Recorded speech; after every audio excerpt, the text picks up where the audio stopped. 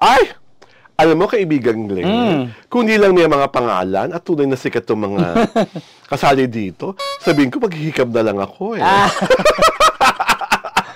Bakit naman? Ay, mamaya ko kasagutin ng bakit naman mo. Ito po muna si Alwin Ignacio, the Diva That You Love. Kasama ko ang aking kaibigang bonggang-bongga. Lency Bongga. Ito po ang The City Show. Ang tawag na talaking Showbiz Edition. Ito nga, ang mga sikat na kinutukoy ko ay siyempre pa si Jericho Rosales at si Janine Gutierrez.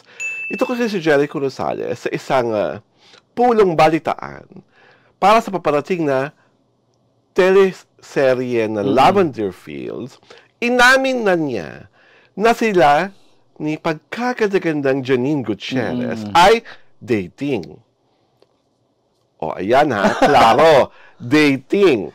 At kay Jericho nang galing. So, ang tanong ng bayan, hindi ba ito gimmick para sa paparating lamang na show? O talagang bukal ang pag-amin na ito na galing kay Jericho dahil siya ang lalaki? At talaga lang dapat ang lalaki ang nagpipace kung nasaan na ba kayo sa inyong relasyon. What do you think, kaibigan Glenn? Gimmick o totoo? Pwedeng namang gimmick, pwede rin namang totoo. Diba? O doon tayo sa tingin mo, bakit gimmick? Kasi nga meron silang project, kaya iisipin ng mga tao na it's a gimmick. Pero, syempre, hindi naman tayo si Jericho at hindi naman tayo si Janine. Malay ba natin kung kung totoo nga? Eh, sabi nga ni Jericho, di ba, na sa isang interview, sabi niya, kaya siya pumayag dun sa project. Gusto niya yung project. And then, nakilala niya nga si Janine. And according to him, he was into her. Di ba? Kasi daw, very caring, amazing person, saka very good actress at funny si Janine. Mga bagay na nagustuhan niya kay Janine. Sabi ko. At saka actually, hindi na nabigla yung mga tao nung umamin siya. Kasi noon pa man, di ba, naging issue na yung pagdi-date or pagkikita nilang dalawa, di ba? Yung mga sightings nilang dalawa. Kasi bago nangyari ang mga Janine Gutierrez at Rosales sighting, nauna muna ang Jericho Rosales at Catherine Bernardo sighting. So, ibig sabihin nun, taob si Jericho Rosales ni Alden Richards. Si Alden Richards ang nagwagi. Diba? Pinaubaya niya. Paubaya by Moira. Ang ginawa ni Jericho Rosales kay Alden Richards. Ayun si Catherine. So, kanya na nga ngayon, sabi niya, at ayaw ko po namang pagdudahan si Jericho Rosales. Dahil si Jericho Rosales po ang isa sa mga lalaking artista sa showbiz na pag talagang nagmahal, ipinapaalam niya sa buong mundo na mahal niya si Catherine. Si Janine. Hindi, doon ang girlfriend niya. Si Hart noon. Hindi, yung before Hart. Yung nag-asawa niya. Diba? Christine Hermosa. Yeah. Diba? Talagang there was a time si Christine Hermosa ang mahal na mahal niya. Talagang alam ng buong mundo yan. And then dumating si Heart Evangelista. Alam rin ng buong mundo yan. At hanggang yung sa babaeng pinakasalan niya at hiniwala niya rin naman. Diba? That Jones girl. Kim Jones. Kim Jones girl. So ngayon, si Janine Gutierrez, ang sinasabi niya, nasa dating stage na sila.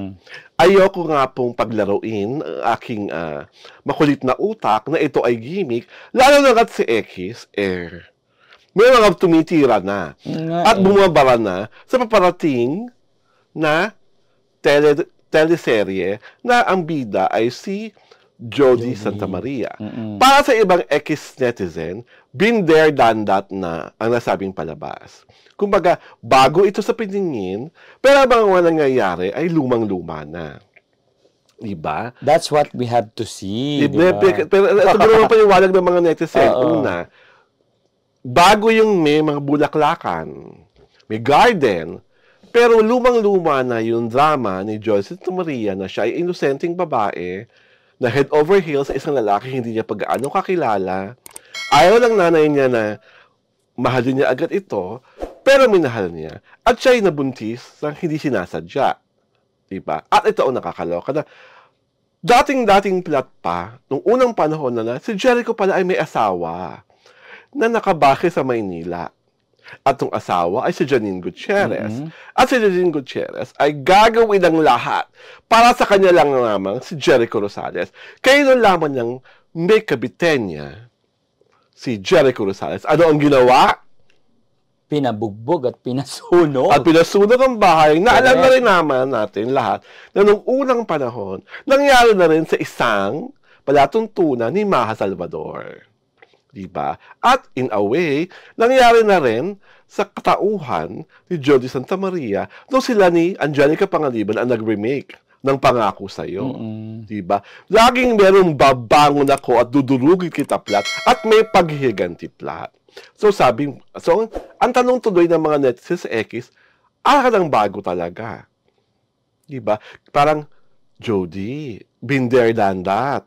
Echo, akala ko ba, been there, done, gusto mo to kasi bago. Nagawa mo na rin to. Para ka lang si Angelo para nung araw, tumanda lang. Diba? At ang bago lang talaga, may bago ko iniibig. Sa katauhan, pagkaganda-ganda naman talaga at kaibig-ibig na kay Janine Gutierrez. Kaya, hindi po tuloy masisi ang mga tao na iisipin na gimmick ang pag-amin sa dating para mapagtakpan ang mga elementong bagong luma na obserbasyon ng mga netizens sa X, ha? Hinasabi lang po namin ng mga obserbasyon. Siyempre, hindi pa namin napapanood ang buong palabas. Yes. Diba? Lalo na nga it is being touted again as one of the biggest shows of ABS-CBN Studios and Dreamscape of 2024. Tandaan niyo po, yung biggest na yan, ay ginawit na rin na adjective to describe Pamilya Sagrado na sa ngayon, alam niyo naman kung ano nangyayari sa ratings. Diba? Mas palong-palo ang Widow's War. Ako nga ang nagtataka, diba? Diyan sa mga mga nagpro-promote ng Widow's War, ilang beses yun na nakatalo ang Pamilya Sagrado. Wala kayong kaingay-ingay. Hindi kayo nararamdaman. Diba? Kasi kung ABS-CBN Studios ang nananalo, diba? Kung i-push nila sa social media, kung i-push nila sa newspaper, kung i-push nila sa mga news program nila, namamagayway ang concurrent views ng Batang Quiapo versus Pulang Araw. Yun nga, diba? Yung concurrent views, laging nakaka-record ang Batang Quiapo. Post agad. Oo. So, mga taga Widow's War, ituturo pa ba naman ni Glenn? Ang dapat yung gawin? Diba? So, yun lang ang parang agam-agam na pangmalakas ang agam-agam na mababasa mo sa social media tungkol sa Lavender Fields. Hindi ko ni-question na mahuhusay ang mga artista. Dahil talagang mahuhusay naman talaga si Jericho, si Janine, si Jody, ang Casa, si Maria, si Edu, si Albert at maraming iba pa, pati rin yung next generation Star Magic talents. Ang kulang question ay yung parang may resemblance of the former plots ng mga naging iconic television programs na from ABS-CBN, ang tila mag-unfold sa Lavender Fields. Sana po ang mga netizen ay mali. At sana po, talagang itong pinapakita nyo ay hindi pa talaga ito yung buong sustansya ng palabas. At marami pa nga nagagalit, diba? Kasi sinasabi nyo, pagbabalik lang ito ni Julina Magdangal. Pero sa trailer, ay natin parang extra lang si Julina. Parang one of those minor character lang. Diba? So, ang dami-daming dapat talagang patotohanan at patunayan ng Lavender Fields. At nananalig naman kami sa tamang panahon, magagawa niyong lahat yan. Correct. Pero itong pagde-date ni Jericho at ni Janine Gutierrez, sana nga po ito nagay bukal na bukal, tunay na tunay, totoong totoo. At Jericho, total hiwalay ka na naman, huwag nang dating-dating. Aminin na agad. Para mabura talaga lalo ang impresyon na gumigimik kayo ni Janine. Kung bago ipalabas ang Lavender Fields, aaminin mo, Jericho, papakalalaki ka na, opo, kami na, ay, laban na yan. Diba? Kasi at least, diba, pagkaganda-ganda naman ni Janine, bakit mo naman itatanggi? Diba? So sa amin po, whatever is the case between Jericho and Janine Gutierrez, kanila na yun, diba, kaibigan? Pero at least at least paunti-unti umaamin na siya na they're going out. Diba? Kasi nga naman, hindi naman sila teenager. Oo nga. Lalo si Jericho, no? Correct. Para umacting na. Para umacting na, ay, wala po, ano lang to, trabaho lang to, lang personalan, eme. Siyempre, level yan, di ba? Diba? Stage, sabi nga ni Jericho. Correct. Diba yung stage kayo, ngayon dating stage na. So, abangan natin ang courting stage. Oh, we'll see. At abangan natin ang romance stage. At higit sa lahat, abangan natin kung magkakaroon ng mabuhay ang bagong kasal stage.